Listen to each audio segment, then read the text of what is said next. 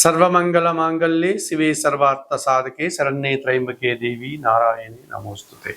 జ్యోతిషాభిమానులందరికీ నమస్కారం. మాసఫలం కార్యక్రమానికి స్వాగతం. 2025 సెప్టెంబర్ మాసంలో 12 రాసుల వారి యొక్క మాస ఫలితాలు.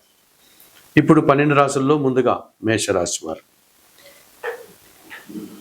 ఈ సెప్టెంబర్ మాసం అన్నటువంటిది రిపీట్. ఈ సెప్టెంబర్ మాసము అనేటువంటి ఈ ఆంగ్ల మాసంలో భాద్రపద ఆశ్వీజ తెలుగు మాసాలు రెండు మిళితమై ఉంటాయి. ఇక గ్రహాల స్థితిగతుల గురించి వాటి మార్పుల గురించి మనం పరిశీలిస్తే ఈ 2025 సెప్టెంబర్ మాసంలో సూర్య భగవానుడు సెప్టెంబర్ 16 వరకు సింహరాశిలో, ఆ తర్వాత కన్యా రాశిలోనికి ప్రవేశిస్తాడు. కుజుడు సెప్టెంబర్ 14 వరకు కన్యా రాశిలో ఉండి ఆ తర్వాత తులారాశిలోనికి ప్రవేశిస్తాడు. బుధగ్రహము సెప్టెంబర్ 15 వరకు సింహరాశిలో ఉండి ఆ తర్వాత కన్యా రాశిలోనికి ప్రవేశిస్తాడు. గురువు యథావిధిగా మిథున రాశిలోని ఈ నెలంతా కూడా తన సంచారాన్ని కొనసాగిస్తాడు. ఇక శుక్రుడు సెప్టెంబర్ 14 వరకు కర్కాటక రాశిలో ఉండి ఆ తర్వాత ఆయన సింహరాశిలోనికి ప్రవేశిస్తాడు. శని భగవానుడు మీనములో యథావిధిగానే ఆయన సంచారాన్ని కొనసాగిస్తాడు. ఇక రాహుకేతువులు రెండూ కూడా, రాహువు కుంభరాశిలో, కేతువు సింహరాశిలో తన సంచారాన్ని కొనసాగిస్తారు. గ్రహాల యొక్క స్థితిగతులు ఈ విధంగా సెప్టెంబర్ మాసంలో ఉన్నాయి. ఈ సెప్టెంబర్ నెల 8వ తారీఖు నుండి అనగా సోమవారం నుండి ఈ సెప్టెంబర్ నెల 21 ఆదివారం అమావాస్య వరకు పితృపక్షాలు ఉన్నాయి. అనగా మహాలయ పక్షాలు ఈ సెప్టెంబర్ నెల 8వ తారీఖు సోమవారం నుంచి ప్రారంభమవుతాయి. మహాలయ అమావాస్య అనగా సెప్టెంబర్ నెల 21 ఆదివారం అమావాస్యతో అవి ముగుస్తాయి. ఈ పితృపక్షాల సమయంలో పితృదేవతలను పూజించుకోవడం, వారికి పిండ ప్రదానాలు, తిలాతర్పణాలు, వారి పేరు మీదుగా ఆహారాలు అనగా అన్నము, వస్త్రాలు, ఇవన్నీ కూడా దానాలు చేసుకోవడం వల్ల పితృదేవతలు మరింతగా సంతోషించి దేవతల కంటే కూడా ఎక్కువగా మనల్ని ఆశీర్వదిస్తారు అని పెద్దలు చెప్పడం జరిగింది. ఈ పితృదేవత అర్చన కోసమే ఈ 15 రోజులు పితృపక్షాలని మన పెద్దవాళ్ళు నిర్ణయించడం జరిగింది. కనుక ప్రేక్షకులు, ఈ జ్యోతిషాభిమానులందరూ కూడా ఈ సమయాన్ని సద్వినియోగం చేసుకుని పితృదేవతల యొక్క ఆశీస్సులు పొందవచ్చు. ఇక సెప్టెంబర్ నెల 7వ తారీఖు అనగా ఆదివారం రోజు రాత్రి 10 గంటలకు సంపూర్ణ చంద్రగ్రహణం ఉంది. అది పూర్వభద్ర నక్షత్రంలో కుంభరాశిలో రాహుగ్రస్త చంద్రగ్రహణం ఏర్పడుతుంది. సెప్టెంబర్ నెల 7వ తారీఖు ఆదివారం రాత్రి 10 గంటలకు ప్రారంభమయ్యేటువంటి ఈ సంపూర్ణ చంద్రగ్రహణం 8వ తారీఖు అనగా సోమవారం తెల్లవారుజాములో 1 గంట 20 నిమిషములకు ఈ చంద్రగ్రహణం ముగుస్తుంది. అనగా చంద్రగ్రహణం యొక్క పూర్తి నిడివి 3 గంటల 20 నిమిషంలో. 7వ తారీఖు రాత్రి 10 గంటలకు ప్రారంభమై 8వ తారీఖు 1 గంట 20 నిమిషాలకు చంద్రగ్రహణం పూర్తవుతుంది.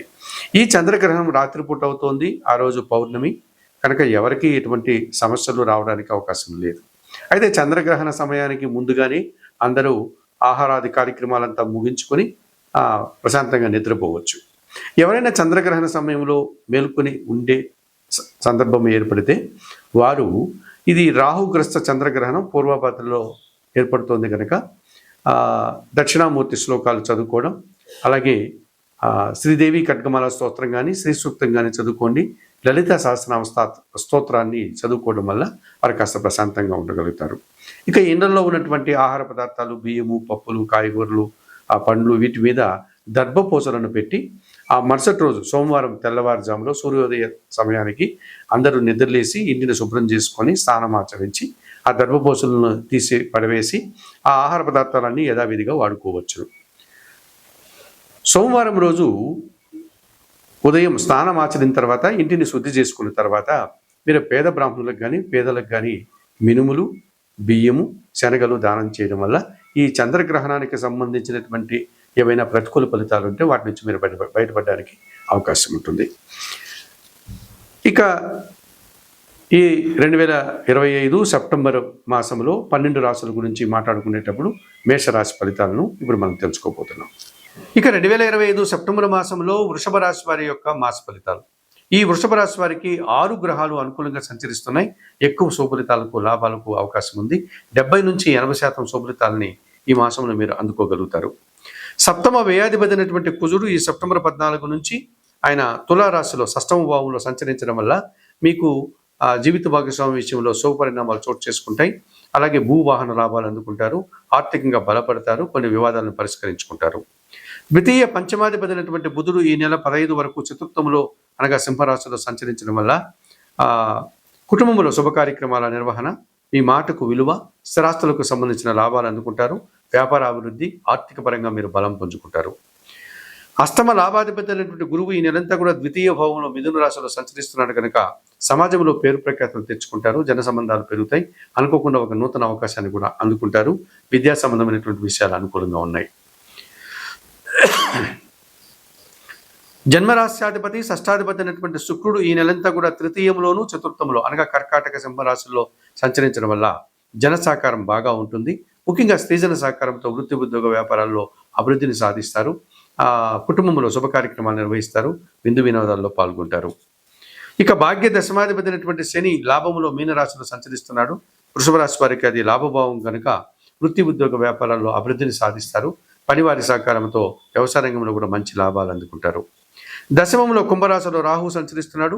వృత్తి ఉద్యోగ వ్యాపారాల్లో నూతన అవకాశాలు కానీ, నూతన వ్యక్తుల వల్ల లాభం కానీ, అధికారుల వల్ల అభినందనలు కానీ అందుకుంటారు. విదేశీ వ్యవహారాలు కూడా మీకు అనుకూలంగా ఉన్నాయి. ఈ రకంగా వృషభ రాశి వారికి సెప్టెంబర్ మాసంలో కుజుడు, బుధుడు, గురువు, శుక్రుడు, శని, రాహువు 6 గ్రహాలు అనుకూలంగా సంచరిస్తూ ఎక్కువ శుభఫలితాలను అందిస్తున్నాయి. అలాగే చతుర్థంలో రవి ఈ సెప్టెంబర్ మాసం అంతా కూడా చతుర్థ పంచమ భావాల్లో అనగా సింహ కన్యా రాశుల్లో సంచరించడం వల్ల కుటుంబంలో తండ్రి గారి ఆరోగ్య విషయంలో జాగ్రత్తలు తీసుకోవాల్సిన అవసరం ఉంది. అధికారులతో మనస్పర్ధలు కానీ, అభిప్రాయ భేదాలకు కానీ అవకాశం ఉంది. ఇక చతుర్థంలో సింహరాశిలో కేతువు సంచరిస్తున్నాడు కనుక కుటుంబంలో ఒక నిరాశ, ఒక అశాంతి, చిన్న చిన్న పనులకు ఆటంకాలు ఏర్పడతాయి. ఈ రకంగా మీరు మనశ్శాంతిని కోల్పోయే సందర్భాలు కనిపిస్తుంది. మరి 2025 సెప్టెంబర్ మాసంలో వృషభ రాశి వారు చతుర్థ కేతు దోషం నుంచి బయటపడడానికి నిత్య గణపతి ఆరాధన, గణేశాష్టక పారాయణం, గణపతికి గరికమాలను సమర్పించండి. చతుర్థ పంచమ భావంలో రవి సంచరిస్తున్నాడు కనుక నిత్యం సూర్య భగవాన్ని దర్శించి నమస్కరించుకోండి. సూర్యాష్టకం చదువుకోండి. గోధుమలు కానీ, గోధుమ పిండి కానీ కుటుంబంలో పనిచేసే పని వారికి దానం చేయడం వల్ల మరింతగా మంచి ఫలితాలను అందుకోగలుగుతారు. సర్వమంగళ మాంగళ్యే శివే సర్వార్థ సాధకే శరణ్యే త్రయంబకే దేవి నారాయణి నమోస్తుతే. జ్యోతిషాభిమానులందరికీ నమస్కారం. మాసఫలం కార్యక్రమానికి స్వాగతం. 2025 సెప్టెంబర్ మాసంలో 12 రాసుల వారి యొక్క మాస ఫలితాలు. ఇప్పుడు 12 రాసుల్లో ముందుగా మేషరాశి వారు. ఈ సెప్టెంబర్ మాసం అన్నటువంటిది రిపీట్. ఈ సెప్టెంబర్ మాసము అనేటువంటి ఈ ఆంగ్ల మాసంలో భాద్రపద, ఆశ్వీజ తెలుగు మాసాలు 2 మిళితమై ఉంటాయి. ఇక గ్రహాల స్థితిగతుల గురించి, వాటి మార్పుల గురించి మనం పరిశీలిస్తే ఈ 2025 సెప్టెంబర్ మాసంలో సూర్య భగవానుడు సెప్టెంబర్ 16 వరకు సింహరాశిలో, ఆ తర్వాత కన్యా రాశిలోనికి ప్రవేశిస్తాడు. కుజుడు సెప్టెంబర్ 14 వరకు కన్యా రాశిలో ఉండి ఆ తర్వాత తులారాశిలోనికి ప్రవేశిస్తాడు. బుధగ్రహము సెప్టెంబర్ 15 వరకు సింహరాశిలో ఉండి ఆ తర్వాత కన్యా రాశిలోనికి ప్రవేశిస్తాడు. గురువు యథావిధిగా మిథున రాశిలోని ఈ నెలంతా కూడా తన సంచారాన్ని కొనసాగిస్తాడు. ఇక శుక్రుడు సెప్టెంబర్ 14 వరకు కర్కాటక రాశిలో ఉండి ఆ తర్వాత ఆయన సింహరాశిలోనికి ప్రవేశిస్తాడు. శని భగవానుడు మీనములో యథావిధిగానే ఆయన సంచారాన్ని కొనసాగిస్తాడు. ఇక రాహుకేతువులు 2 కూడా, రాహువు కుంభరాశిలో, కేతువు సింహరాశిలో తన సంచారాన్ని కొనసాగిస్తారు. గ్రహాల యొక్క స్థితిగతులు ఈ విధంగా సెప్టెంబర్ మాసంలో ఉన్నాయి. ఈ సెప్టెంబర్ నెల 8వ తారీఖు నుండి అనగా సోమవారం నుండి ఈ సెప్టెంబర్ నెల 21 ఆదివారం అమావాస్య వరకు పితృపక్షాలు ఉన్నాయి. అనగా మహాలయ పక్షాలు ఈ సెప్టెంబర్ నెల 8వ తారీఖు సోమవారం నుంచి ప్రారంభమవుతాయి. మహాలయ అమావాస్య అనగా సెప్టెంబర్ నెల 21 ఆదివారం అమావాస్యతో అవి ముగుస్తాయి.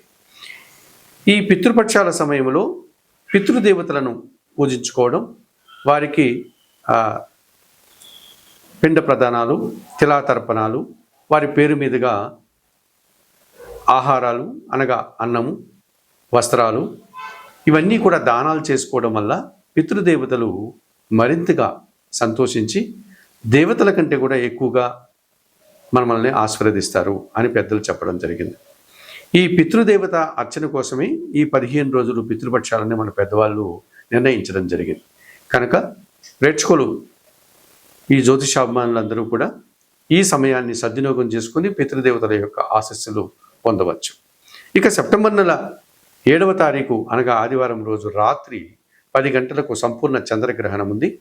అది పూర్వభద్ర నక్షత్రంలో కుంభరాశిలో రాహుగ్రస్త చంద్రగ్రహణం ఏర్పడుతుంది.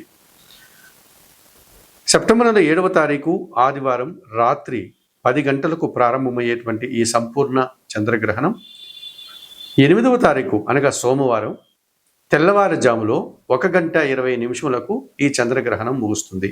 అనగా చంద్రగ్రహణం యొక్క పూర్తి నిడివి 3:20. 7వ తారీఖు రాత్రి 10 గంటలకు ప్రారంభమై 8వ తారీఖు 1:20 చంద్రగ్రహణం పూర్తవుతుంది. ఈ చంద్రగ్రహణం రాత్రిపూట అవుతోంది. ఆ రోజు పౌర్ణమి కనుక ఎవరికి ఎటువంటి సమస్యలు రావడానికి అవకాశం లేదు. అయితే చంద్రగ్రహణ సమయానికి ముందుగానే అందరూ ఆహారాది కార్యక్రమాలంతా ముగించుకొని ప్రశాంతంగా నిద్రపోవచ్చు. ఎవరైనా చంద్రగ్రహణ సమయంలో మేల్కొని ఉండే సందర్భం ఏర్పడితే వారు ఇది రాహుగ్రస్త చంద్రగ్రహణం పూర్వభద్రలో ఏర్పడుతోంది కనుక దక్షిణామూర్తి శ్లోకాలు చదువుకోవడం, అలాగే శ్రీదేవి ఖడ్గమాల స్తోత్రం కానీ శ్రీ సూక్తం కానీ చదువుకోండి. లలిత సహస్రనామ స్తోత్రాన్ని చదువుకోవడం వల్ల వారు కాస్త ప్రశాంతంగా ఉండగలుగుతారు.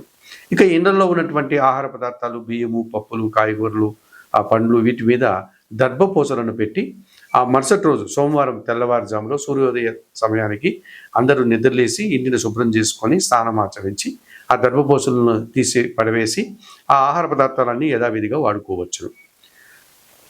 సోమవారం రోజు ఉదయం స్నానం ఆచరిన తర్వాత ఇంటిని శుద్ధి చేసుకున్న తర్వాత మీరు పేద బ్రాహ్మణులకు కానీ పేదలకు కానీ మినుములు, బియ్యము, శనగలు దానం చేయడం వల్ల ఈ చంద్రగ్రహణానికి సంబంధించినటువంటి ఏవైనా ప్రతికూల ఫలితాలు ఉంటే వాటి నుంచి మీరు బయటపడడానికి అవకాశం ఉంటుంది.